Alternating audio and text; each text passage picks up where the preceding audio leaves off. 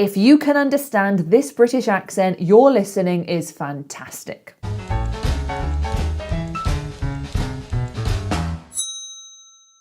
Good morning, good afternoon, and good evening. Welcome to Smashing English. Today we are going to be looking at 3 British accents. These are accents that, in my opinion, English learners will find very hard to understand, because they sound very different to how I sound, and most English learners are very familiar with this pronunciation of the English language. They are very comfortable with standard English or modern RP, but as soon as they hear someone who doesn't have that accent, their brain goes, well. So let's look at these 3 accents and break them down to make them much easier to understand. Let's get started. First up, we have this accent. Have a listen and see if you can tell where this person is from. I like your jumper. Yeah, I wear this all year round, but when it comes to Christmas, people are like, oh, you're getting in the spirit. And I'm like, no, I'm just cold. So this man is from an area near Belfast in Northern Ireland, and he has a very typical Northern Irish Belfast accent. And this accent might sound very unfamiliar to you. It's quite underrepresented in media. There are TV shows like Derry Girls, which is set in Northern Ireland, but you don't hear it very often in UK media. So let's break this accent down so it's a little easier to understand. Now, the first sound I want to talk to you about is ow. So if you think about words like town, around, flower, tower, we usually do that ow sound. In this accent, we would do ow. However, in Belfast, they would say oi. So they would say town, round, floor, and par, and r. Just have a listen to some of these examples. I like your jumper. Yeah, I wear this all year round, but Something that grows from the ground would be a flower. yes, it would. Flower. That's going to be so different for people listening to this. I think that's going to be like blowing their mind a little bit. Flower. Protestant town. Went to Protestant school. Fight the power. So he says, I wear this all year round. Round. So it's completely different to round. We've got round, round, round, round. Have a listen again. It's all year round. What about this example? Something that grows from the ground would be a flower. Yes, it would. Flower. Fight the power. Flower and tower become floor and tar. So if you were listening to someone from Belfast and they say an oi sound, it's probably an ow, what you are familiar with being ow. So if you hear town, that's town. If you hear par, like he says, fate the par, fate the par. Par is power. So you've got to be really familiar with that vowel sound because it's one of the most distinctive vowel sounds of this accent. Another thing that's interesting about this accent is it's rhotic. So it is a rhotic accent. So that means they pronounce all the R's. Any R they see, they're going to say it. If you have studied this accent, standard English, you will know that it's a non-rhotic accent. So that means that in this accent, we only say an R if it comes before a vowel. However, in Northern Ireland, they like to say all of the R's. Listen to these examples. I've heard this, don't know if this is true, in places of conflict, a weird scene seems to come up where techno music is rife. It was Catholic parties were the majority for the first time ever. I've heard this. Whereas I would say, I've heard this. He says, I've heard this. So in that way, it sounds quite similar to standard American. I think the part that was also like just personally kind of sad for me was my mom was not at the ceremony and she was watching it on TV. I was there with my brother. You know, I've heard people, they hear a Northern Irish accent and they say, is that American? And I think that's because they're hearing the R, like I've heard this. And that's quite similar to how Americans would say it. And then he says, a weird scene seems to come up where techno music is rife. Where, weird, where. A weird scene seems to come up where techno music is rife. There are also some interesting vowel sounds in those sentences that I want to draw your attention to. So the way he says true. Don't know if this is true. True. That's the oo sound, true. But he says true. It's like it's got a diphthong in there, true. Instead of true, straight, he goes true. Instead of you, it's you. And then with the I sound, it changes to a, rafe, rafe. It's like wide that way. I would say I, and it would be quite straight. He widens it and says rafe. So instead of life, it's life. Instead of high, it's high. In general, it's quite wide. So like the word wide, instead of wide, we wide. I'm not great at this accent, okay? So if you are from Northern Ireland, I'm sorry. I'm just doing it to illustrate. And one thing you might be noticing with these examples is it tends to go up at the end. So like, I don't know if that's true. I'm going to go up at the end. Whereas in my accent, I tend to go down at the end. So I tend to say, I don't know if that's true. He might say, I don't know if that's true, and go up at the end. It was Catholic parties were the majority for the first time ever. Catholic parties were the majority for the first time ever. First time ever.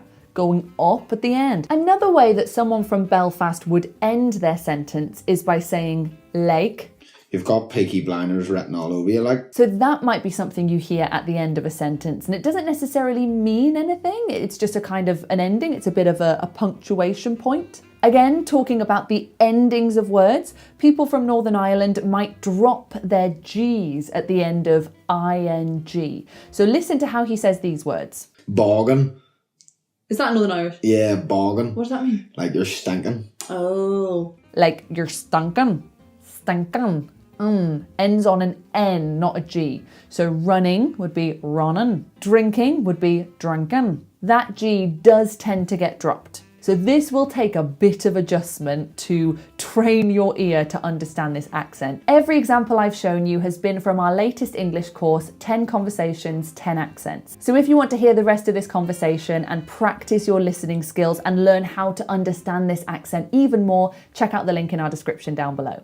So we've been to Belfast. Let's move over to the Black Country and listen to that accent for a little bit, because again, it is completely different to how I'm speaking and it might be very hard to understand. But let's look at it and break it down and make it easier. So let's listen to Jack using the Black Country accent. But I was the same, but you could tell the vibe that he just liked. It didn't matter what I did. Yeah. Like he just loved me, didn't he? Well. 6 chicken thighs and 4 eggs, actually, Laura. Yeah. My accent goes way, way stronger. Yeah. Again, this accent is all about the vowels. So listen to how he says the A sound on same. But I was the same. But I was the same. I was the same. So it's not tight like same. It's not tight up here. It's bigger, same.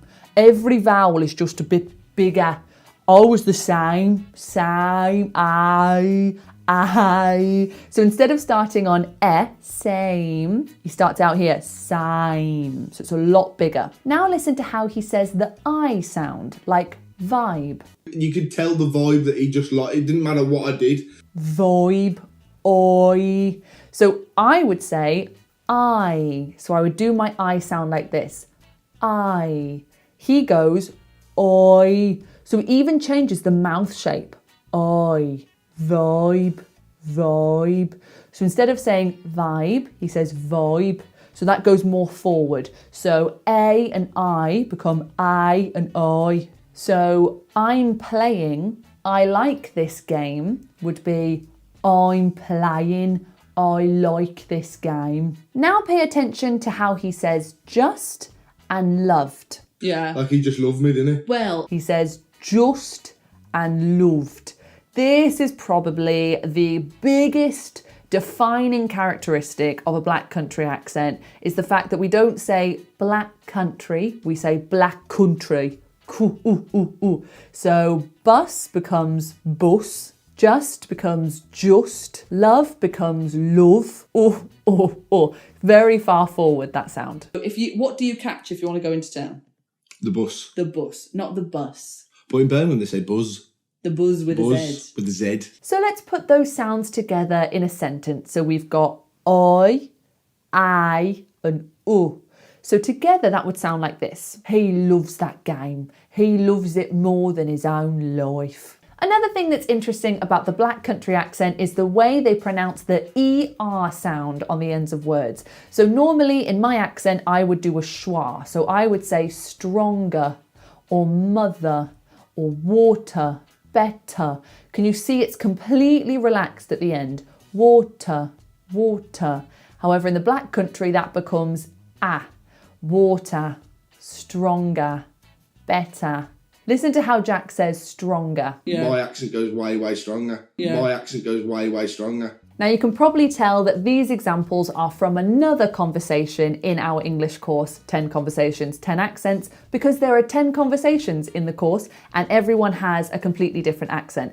So I'm just going to show you the next clip because I think it's my favourite clip from the whole course. It's so funny, to explain another feature of the Black Country accent. So I would say like brush, for example. I would say brush. But a real Like, Black Country. People that have like a really thick accent would say brush like that. You know what I mean? Correct me. Yeah. Brush. I don't know what you mean. Need to brush me hair. But you wouldn't do it at the end. You wouldn't go, need to brush me hair. That'd be really weird, wouldn't it? Jack's been my friend for so long and he cracks me up. He's so funny. So we were talking about the tapped R. So that's quite an interesting feature of the Black Country accent. So in a lot of places in the UK, we do not tap our R. Now a tapped R is when you use the tongue to make your R sound. So for example, very, I'm tapping my tongue here, very, very. And in most accents, we don't do that. In places in Scotland, they might tap their R. In Liverpool, they might tap their R. And in the Black Country, they might do it. So he's saying that really thick Black Country speakers say brush, brush, But he says you would never put a tapped R on the end. You wouldn't say hair because it's a non-rhotic accent. So we don't say that R. We act like it's not there because it's at the end of a word. So if you hear a speaker doing r, they might be from the Black Country. So we've been to Northern Ireland, the Black Country, and our final stop is Newcastle. Newcastle is the accent that I find the hardest to do. Like, I'm quite good at accents. I like doing accents, but Newcastle I find really tricky because it's so different. So we're going to listen to another one of our guests on our 10 Conversations, 10 Accents package, and he is from Newcastle. And just have a listen, see if you can pick up some of the features that are different to a standard English. Or like Liverpool and Everton, like in terms of like football rivalries. It's very much that kind of I can't pinpoint exactly what the differences are, but there's certain ran away from home with a chainsaw, gone all the way to Hadrian's Wall, which is literally in the middle of nowhere, and just decided to cut the smoothest cut you have ever seen. He says, I can't pinpoint exactly what the differences are, but there's certain... That was really bad, really bad. But I just want to draw your attention to the word exactly. I can't pinpoint exactly what the differences are, but there's certain... So there's a bounciness with this accent. It's very bouncy. And with that T, it's often turned into a glottal stop. So exactly, or literally, or certain. I can't pinpoint exactly what the differences are, but there's certain... So it's almost like every time there's a T, they kind of jump and then they release it. Like exactly, literally, certain. It jumps and then it goes down. It's very, very bouncy. Listen to another example. Gone all the way to Hadrian's Wall, which is literally in the middle of nowhere. Or like Liverpool and Everton. Liverpool and Everton. I would say Everton, which is a football club and a place in Liverpool. I would say Everton. He says Everton.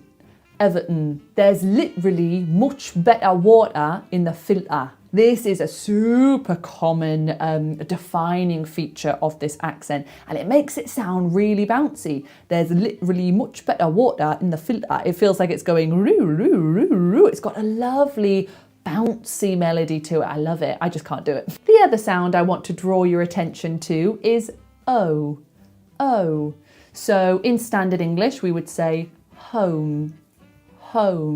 Whereas listen to how Nathan says home. Ran away from home with a chainsaw. Home. I'm going home. So that O becomes much more forward. So instead of go, it's go, go. Instead of no, it becomes no, no. Push that O forward. And with a word like cut, where in standard English we would say cut, cut, he does it a lot more like the Black Country really, cut, cut, pushes it forward. So instead of being down in the jaw like cut, it's cut. Have a listen to how he says it. Gone all the way to Hadrian's Wall, which is literally in the middle of nowhere, and just decided to cut the smoothest cut you have ever seen. I'm going to let this next clip speak for itself, but I will do a little bit of explaining afterwards. Doon instead of down. Yeah, or toon, toon, toon, It's toon. the town. Black and white army, yeah. So when you say toon, toon, you're cheering the town. Yeah, Newcastle is the only city that's a toon. So here he's explaining the ow sound. Do you remember back in Northern Ireland we were saying town instead of town? Well, here in Newcastle, instead of town, it's more like toon. So that's why at the football they go toon, toon, black and white army, because they wear black and white. So they are like the army of black and white, and they're cheering on the town, but they're saying toon, toon. Vowels can be changed very significantly across the UK. It's really good to be familiar with the different ways that vowels can be said, because I think that's why so many people struggle to understand different speakers from around the UK. It's because the vowels are so different. The A sound in a Newcastle accent will be more like ear. So mate becomes mate, game becomes game. So are you gonna go to the game, mate? Oh, I can't do it. I'm so sorry. Honestly, I can't stress this enough. You need to be listening to different accents and different pronunciations, because otherwise you will be very, very good at understanding me, but then you listen to someone who comes from Newcastle or the Black Country or Northern Ireland and you go, huh? So it's really good to diversify your listening practice. So if you want, you can use our course. It's in the description down below. 10 conversations, 10 accents. We have these 3 people that you've just seen, but there's also 7 more accents and conversations for you to learn from. So I'll leave all the information for that down below. Thank you so much for watching. If you enjoyed this video, please give it a like. If you would like to follow us on Instagram, you can do so there. If you would like to get lots of bonus stuff and more English learning, you can become a member of this channel. Thank you so much for watching, and we will see you next time. Ta-ta!